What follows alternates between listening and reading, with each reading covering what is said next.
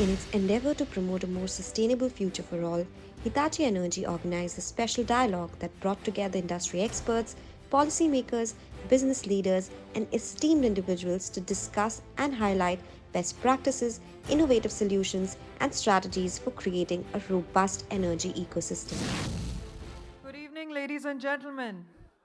It is my pleasure to welcome you to an evening which promises to be enlightening, enriching, I hope, and it is on the most pertinent topic of our time, sustainable energy.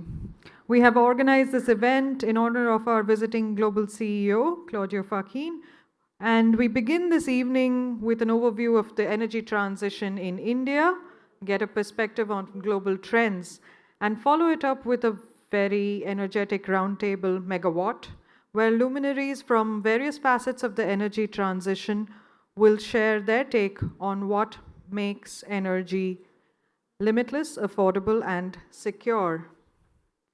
With this, I welcome Mr. N. Venu, MD and CEO India and South Asia at Hitachi Energy, to take the evening forward.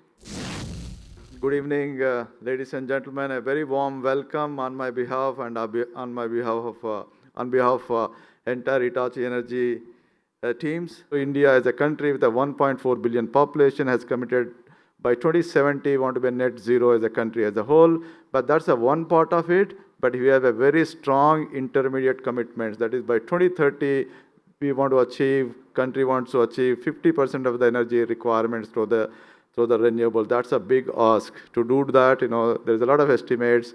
We need to do at least minimum 2 to 3 times more than what we have been doing in terms of the efforts, in terms of the creating things like that. As a leader, we are as a leader in the pioneering technology leader. So what are we doing in the energy transition? So we are bringing the latest technology. For example, the one which we have used, as you know that HVDC technology has been invented by us when we were part of the ABB, and we continue to invent and evolve on that particular technology. The one which we got project in Mumbai is a testament to show that this technology being used for a city in feed to make the city much more reliable, stronger, and those kind of things in that. As Hitachi Energy, we have invested in India and we continue to invest. In the last 1 year, we have inaugurated 3 new greenfield factories. We continue to invest because we see India not only from the demand standpoint, because we know that demand is there and the demand is growing, and the need for electrical, need for thing is in electricity and a clear power, stable power is there. But in addition to that, we also want to use India as a talent base. India has a skill set, and we want to leverage India for our global organizations in that. So with that, I would now request our global CEO, Claudio Facchin, please come on to stage and say a few words before we kick in our roundtable. The future energy system. It is clear, and I think that by now, I've been traveling quite a bit around all the markets, meeting customers, stakeholders, institutions, partners, suppliers, government. There is a very consistent view and understanding what needs to be done in order to decarbonize the economy. And that starts by addressing decarbonizing our energy system. Then the next step is, and it is also very strong consensus around that in order to decarbonize the energy system, we'll have to push harder on electrification. There is an aspect of why electricity helps in decarbonizing, let alone the fact that, of course, it's the vehicle to integrate renewables. It is also important not to lose sight of the fact that this system will be able to optimize the use of renewable resources or resources per se, and the consumption of that same energy.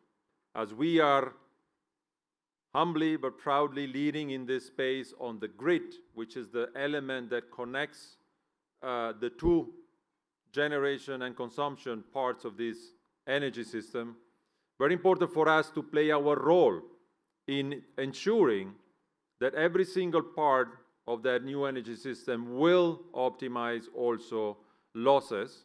And that is why I'm proud to show this example that, for instance, our team introduced high voltage direct current technology around almost 70 years ago now in the market, have been innovating, constantly innovating and pushing the boundaries, and now bringing the so-called VSC, voltage source converter technology, which was introduced some 25, 30 years ago, into the market, shifting from thyristor-based into IGBTs and so on. And all of that allows us to have a technology that, when was introduced, was generating 3 to 4 times losses in transmitting that clean power, now into bringing it below the 1%.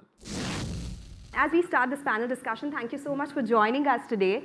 And let me set the context in place yet again, because the world is advancing towards a more sustainable, flexible and secure energy system to meet the net zero target. It has pushed the demand for energy from renewable sources manifold. And that's exactly the point of discussion today as well. Let me start with you, Claudio, because while we are talking about this push towards greener energy, this transition as well, what are some of the challenges that corporates are facing or the stakeholders are facing in this case? We need to address them as well. And what at the company level are you doing which ensures that the transition is faster as well? Some of the steps that the company is taking. From a technology perspective, we have to continue to push the boundary. We have to continue to innovate. And we have to do that across the entire energy system, the entire value chain. But it's also very important to have in mind that a lot of the technology that is needed, at least for the first part of this decarbonization journey, is available.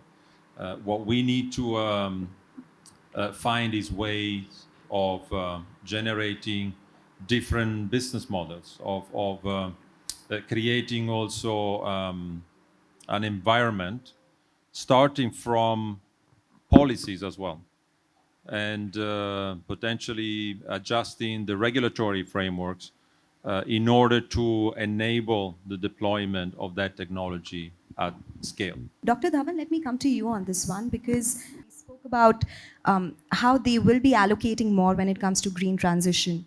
Do you think that is enough? Do we need something more? And the 2070 goal that the government has put out as well, the current policies, do you think they are enough? Well, really speaking, I'll say the policies are in place, and that goes back to Glasgow, because that is where the Honorable Prime Minister made certain commitments. Now, those commitments essentially means that there is will from the government side. And I'll say the industry in India, fortunately, they want to move in that direction. So there is a will, there is a way, so one is looking towards it. And all the other bills that you are looking at, the transitions which we are making, and we are actually ahead of what we committed. So it's a very positive sign that as a country, we are moving in the right direction. Mr. Mathur, let me come to you, because we have spoken about focusing a lot more on renewable energy, but coal is still a big part of our energy system. In that case, to reach that goal, by when do you think we need to be completely done away with coal so that we reach the 2070 targets that we have in place? A couple of months ago, the Railway Energy Management Company carried out a tender for firm electricity. That means round-the-clock electricity as and when people or the railways want it. And it was awarded for price between 3.99 rupees a kilowatt hour and 4.21 rupees a kilowatt hour.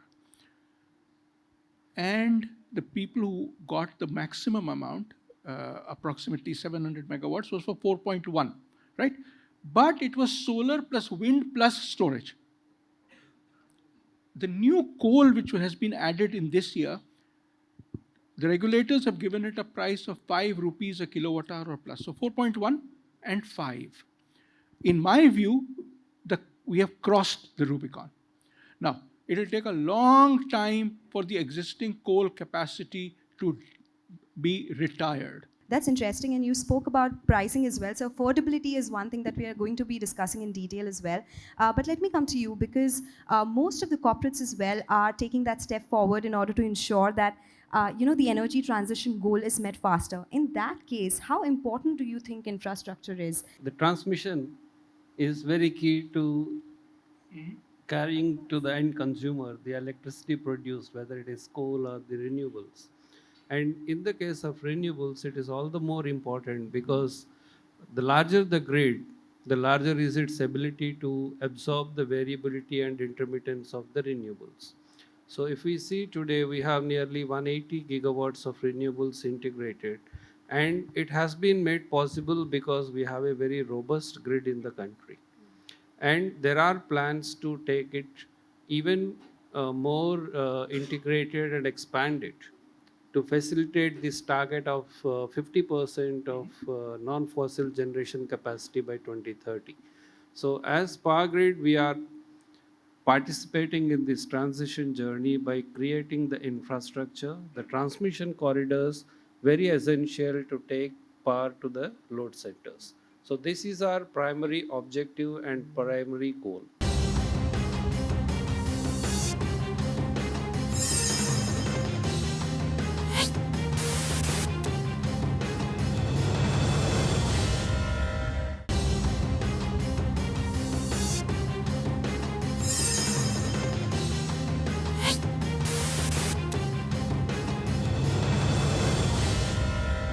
Let me come to you, Dr. Sagar, because we spoke about what we are doing in India right now.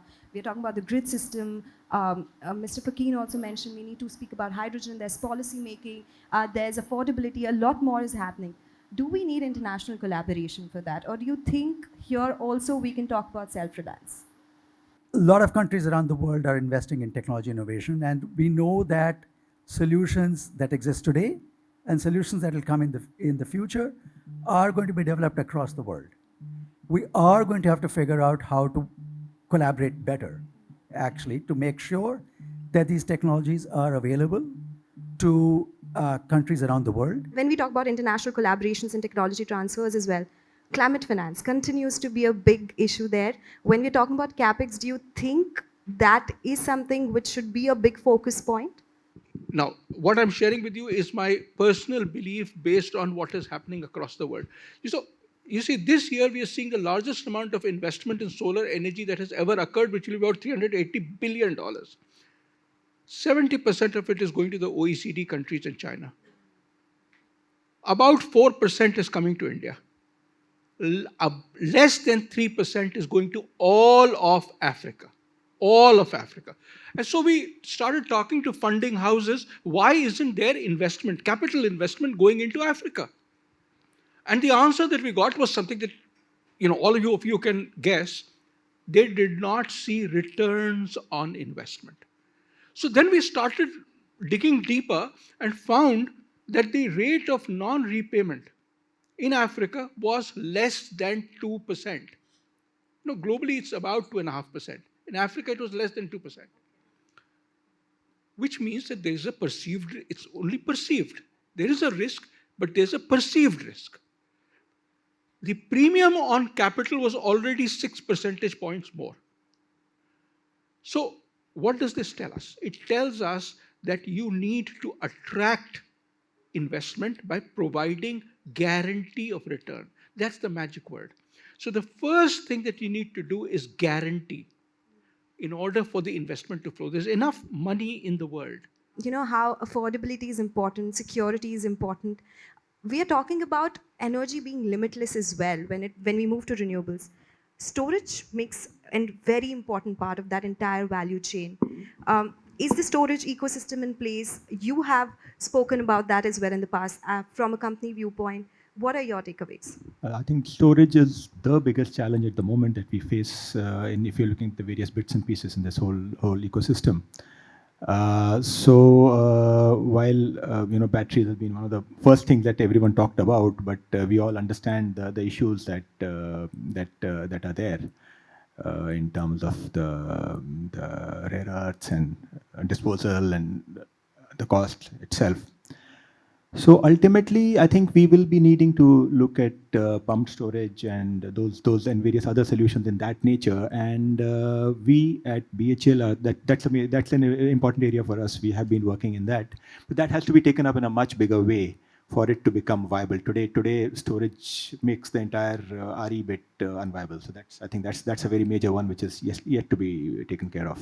Mr. Fakeen, let me come to you because, you know, while we are talking about different parts of this puzzle, which is an ongoing puzzle actually, but a lot of corporates sitting here, you all are working on that, all the experts, but we are reliant on digital technology a lot now because the entire value chain is dependent there, which causes threats of cybersecurity. How can that part be addressed?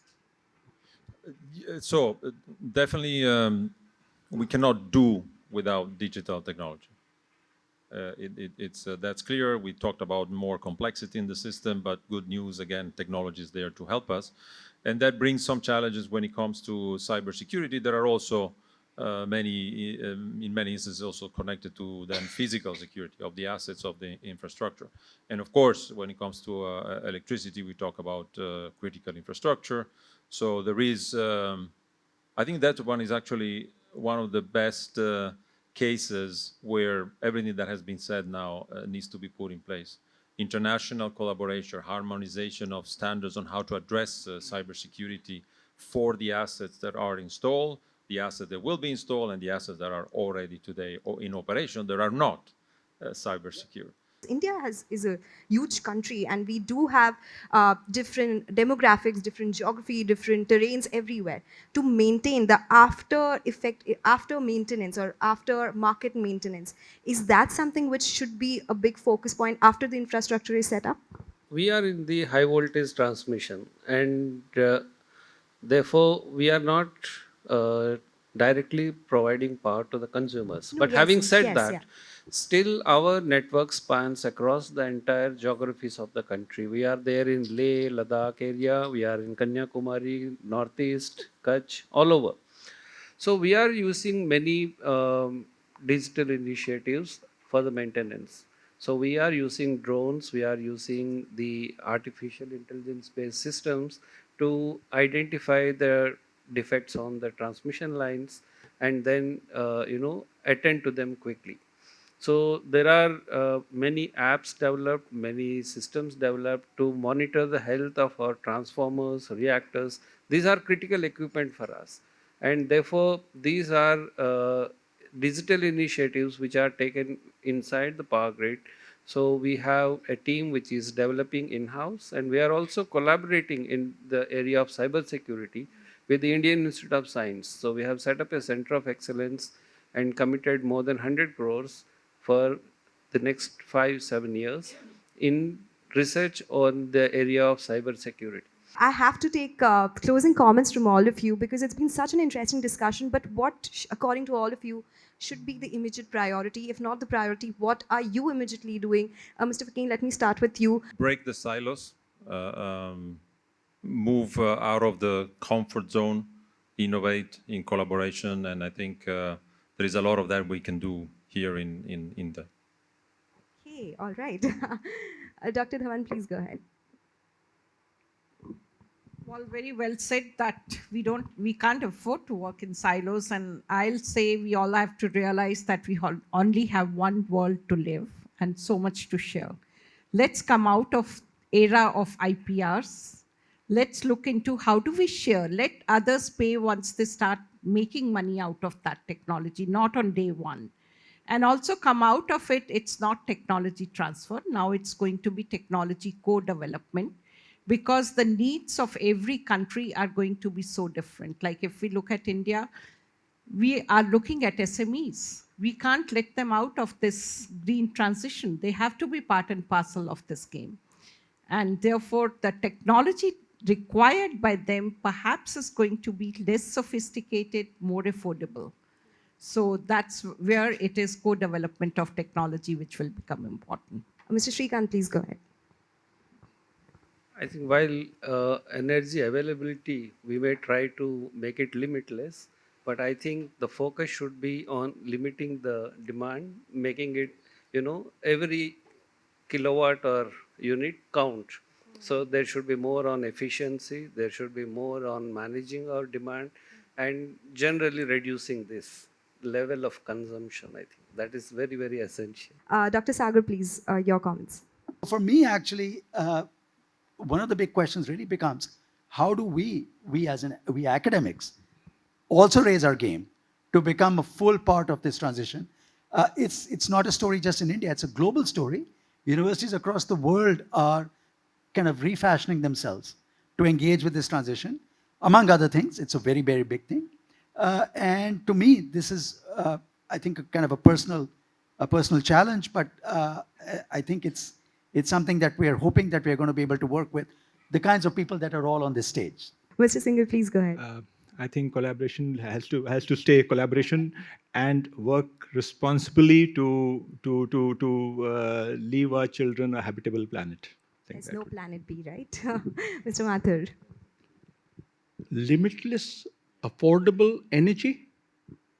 I think we all need to collaborate on energy efficient, renewable, and storage. These three products together will be the answer for tomorrow. Okay, all right, gentlemen and lady, thank you so much for joining us. It was a very insightful discussion that we had today, and it's been a pleasure. So thank you so much. This transformation that we are talking about is ongoing, but a major transformation. It's going to take a while to do that, right?